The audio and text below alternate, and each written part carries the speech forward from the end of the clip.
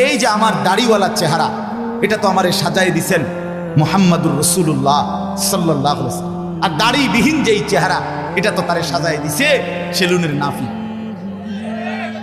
সাফ আমি ডিজাইন নিলাম মুহাম্মাদুর রাসূলুল্লাহ থেকে, তুমি ডিজাইন নিছো নাফিদ থেকে। হ্যাঁ, তুমি কার লগে কি মিলাইলা, কার সাথে কি মিলাই?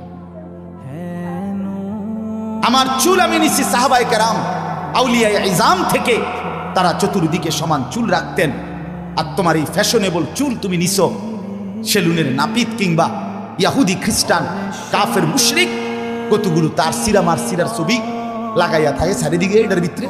আমি তো প্রায় বলি এরকম ছিদ্রওয়ালা প্যান্ট যেগুলো, এর অর্থ হইল ফেরেস্তা যাতে এটার মধ্যে আংটা লাগাইয়া তারে টাঙ্গাইয়া ফিরতারে, এই জন্য হইতে এটা তোরে টাঙ্গাইয়া ফিরবে।